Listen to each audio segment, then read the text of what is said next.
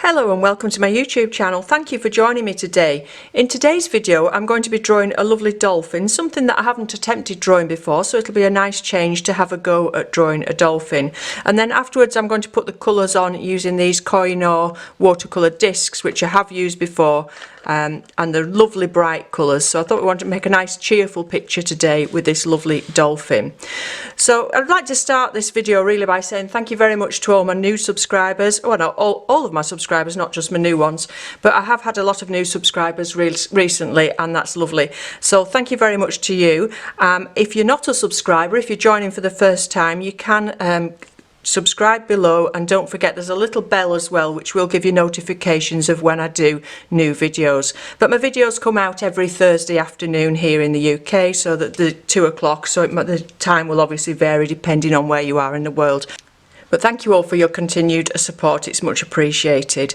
So today I've printed off this photograph of this lovely dolphin, and I've got this again from Pixabay. As those of you that are regular know, I use Pixabay a lot for reference photos, mostly because I can then share them with you, and we know that they are license free, so we can go on and do work from them without worrying about copyright. So I'll put the link in the description below to this lovely photograph that you can either print off or just look at on your monitor, because I know not everybody wants the expense of printing photographs off, so you can zoom in either on your phone or your tablet. And the great thing about doing that actually is, rather than printing the photograph off, you can zoom in and get into the detail when you're doing things like the face. So that's a good way to work from photographs. So I'm going to be using this Fabriano watercolor paper, and this is 140 pounds or 300 grams in weight. So it's a really nice one. It's a good size is this as well, and it's a cold pressed one. I've not got many sheets left, but I've really liked this paper that I've used quite a bit for doing YouTube videos. Now, when you draw an animal for the first time, one that you're not familiar with, it's always a good idea to really study the picture first and have a think about where their anatomy is going. He's actually twisted towards us slightly, so we're seeing more of this side of his tummy than the other side, and this fin's obviously going away from us, and his face is coming slightly towards us, because we can see the front of his head here, although we can't see the other eye, but we can see more of this than we would have if he was completely flat onto the camera. And you can see as well his tail slightly to the side there, so this fin appears, this side appears smaller than this side because it's further away from us and it's at an angle. So think about all these things before you start doing your drawing. So I'm going to start by the shape of his head, really, because he's got this head looking towards us, and you're not going to see all this shape, but really that's where perhaps his skull's fitting into. I mean, I don't know much about the anatomy, and it's coming down towards this, what we would call perhaps a bill, is it? And they look like they're smiling, don't they? That's the nice thing about them, and that's why we like them.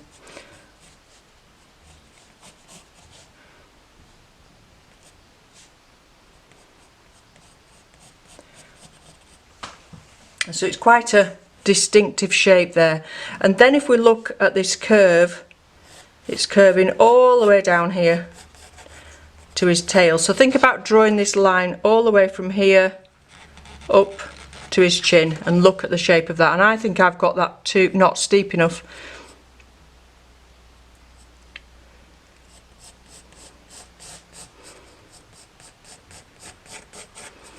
And we can refine this afterwards.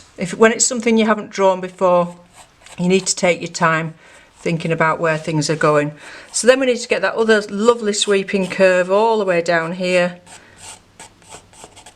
And so we're looking at the shape of his tail here without the actual fins on, and it comes to a point, obviously, where his spine finishes. I'm saying his, I don't know the difference between a him and a her. This is quite a distinctive shape here where it goes out and across, and you can perhaps see part of the eye socket there on the other side. So his eyes themselves are very, very small. I think it's more the socket that we're seeing than the little tiny eye inside there. And so now we need to look at where the fin lines up, and it lines up about here somewhere. So think about the size of things in comparison to other things as well. And if we go across from that fin, this one is coming down below.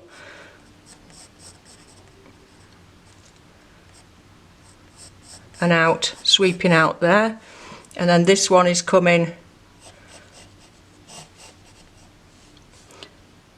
out here, and I feel I've not got this tummy quite right. It's not going far enough across here. We've got him too fat. I think that's better. He was looking way too fat there. So we'll go up from there, look at this line again. Hopefully you can have a little bit more time than I have to really look at this and take your time. Look at how that dips down there. So look at the angle of each curve that you're doing. So we've got a curl that way, we've got another curl this way, sorry. And it's all going to add to the character, and sometimes, especially when you're doing people as well, you'll find this, just curling something in the wrong direction can make the difference between a frown and a smile.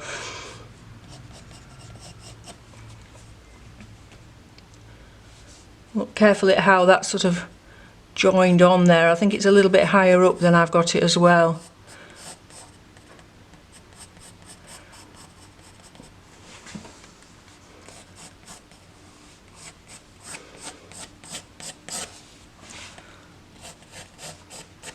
Now it's difficult to see what's going on around here because of all the spray that we've got, but we can see that his tail is going out like this, and then it's got this lovely shape here.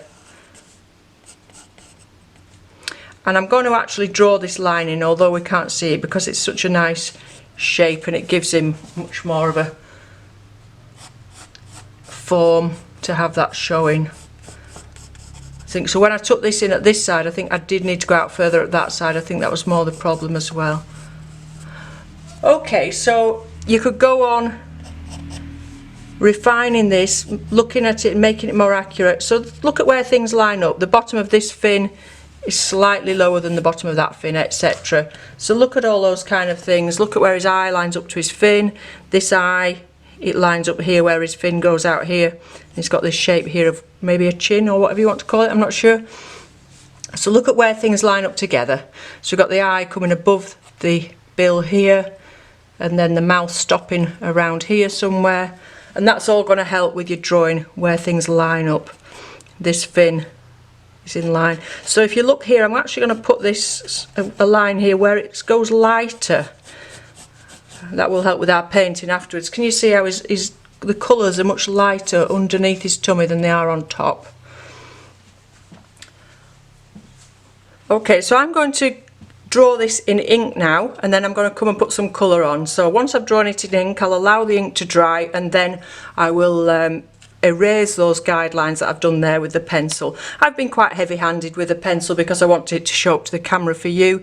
You might be a little bit more delicate, and like I say, take your time, look at where things measure up to each other and where they line up, and look at the length of, say, the fin in comparison to the length of maybe his head there. So from the bottom of there to there is similar to the fin which we've got there. So all things like that are really going to help you with your drawing.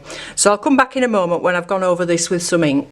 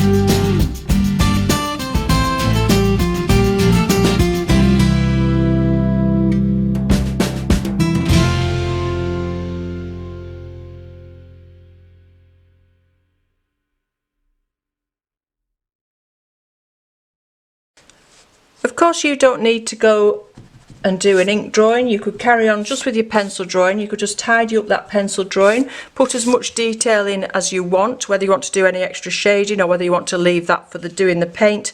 And there's quite a bit of detail in here if you look really closely, where his jaws come in there, and the way this goes over, and then you've got a little sort of nostril thing. You've got also a lot of shadow, which is going to form the shape of his face more, the way the shadows are going over his head like that. So how much of that you put in with your pen or your pencil is entirely up to you. You may like to leave that and have it a little bit more simplified, a bit more illustrative, or you might want to carry on and put all that in. So I'm going to go ahead now and use these. I have done some videos with these before, and I will link some of those up here. But these are very difficult to see what colours they are until you actually get them out. So that's the only drawback with these really, but they have got some lovely blues. So if you're not sure what colour they are, have a little bit of a test paper on the side and try the colour out before you commit it to the paper. But they've got some lovely bright blues that will do well with these lovely blues that we've got here. So he's a sort of a silver grey colour, but I'm not going to do him in the colours that he is. I'm going to make him a bit brighter and bluer than he is there. I might even introduce some more colours under his tummy and things. So don't forget as well with colours, if you did want to do it quite realistically, I'm going to make it a bit more fun, but if you wanted to stick to the realistic colours of the greys that he is, don't forget he's also absorbing colours from around him. So if you look here under his chin, he's got that lovely bright blue of the sea there, so that's reflected because he's obviously wet, and the light has reflected that colour under there. So we do pick up colours that are around our surroundings as well. We're not just the colour that the object itself is. So again, on the top of his head he's got the blues from the sky, and underneath him he's got the blues from the water. So that's all things you want to have a look at there. So I'll pop some music on for you now while I go ahead and paint this. Like I say, I'm going to use these. I've used these before and I really like them for they're so inexpensive for the colours that they are. They're really bright, beautiful colours. They're obviously not an artist's watercolour. They're obviously, you can't lift them the same. You're not going to get the same effects and the same amount of pigment that you do in an artist's quality, but they really are, for the money, they're great value. Okay, so I'll go ahead and do some painting now.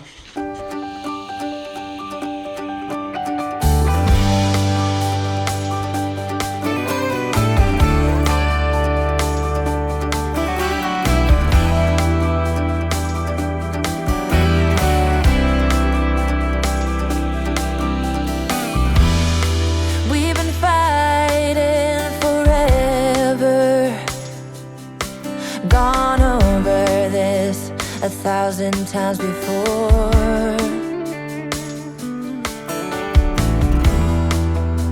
Baby, it's now or never. Gotta leave this town and I know what you're asking for.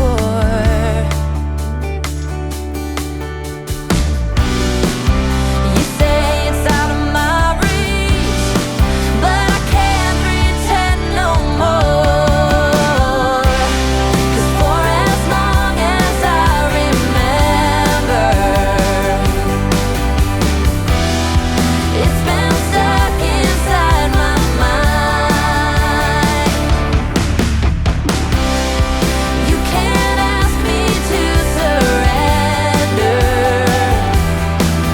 when reaching for the dream keeps me alive.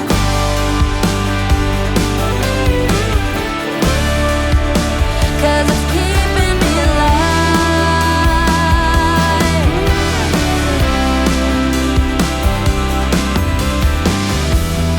And I say it might take me nowhere.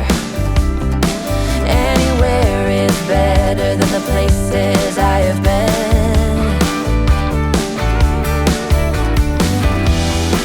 Sunsets in my rearview mirror, a projection of my old life fading.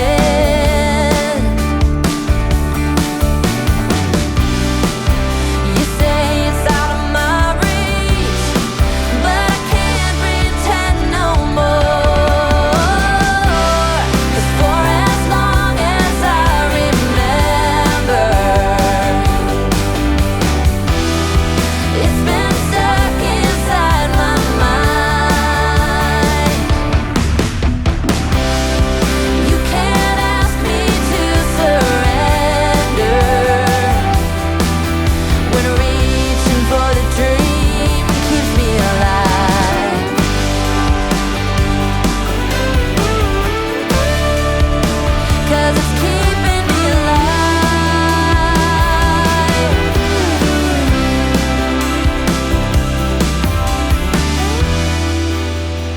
lost outside of nowhere. A stormy rain tried to wash away the dream. Staff wanted says a worn outside, and the diner's name is California Dreams.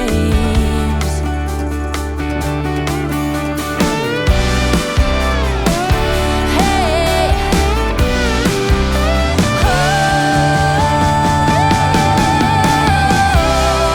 for as long as I remember, it's been stuck inside my mind.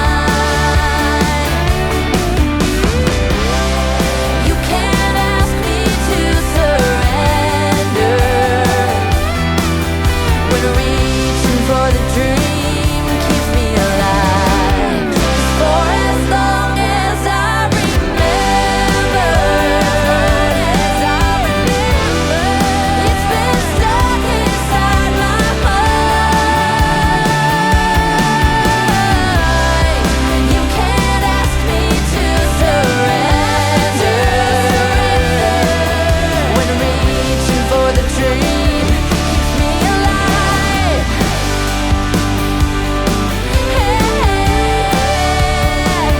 Keeps me alive. For as long as I remember.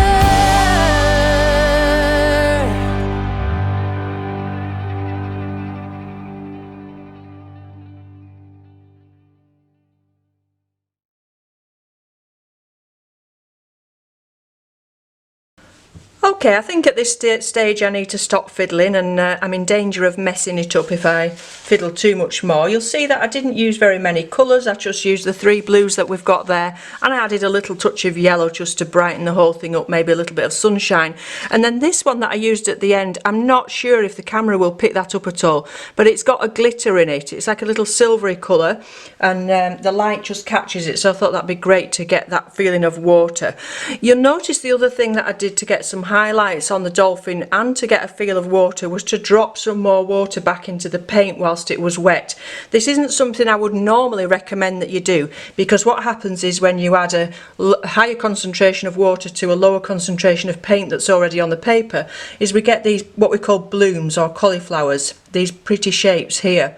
Now, we don't normally want those when we're painting, but occasionally when you're doing something like this, when you want that feeling of splashing water and of movement, you might want to use that technique just to get some interest. And it's made some very pretty shapes and colours in amongst there, and it could be that the water's going over the top of him and things like that. So I made a bit of a mess here. I went over the line with my colour, so then I tried to make the water come around him more there, and I'm not too happy with this area. And this, when I put it on, it went on a bit too thick. I don't know if you can see, it actually covers up, you know, it does really, sorry, I'll get a bit more on my brush. If you look here, it covers up quite thickly, and you may not want that. You may want to have the colours still showing through. So what I did then was added some extra water to that just along the edge to blend that in a bit, and here again it wants blending in a bit. But it's one of those things you could fiddle all day and end up spoiling it, so you get to the stage where you think, I perhaps better leave it now.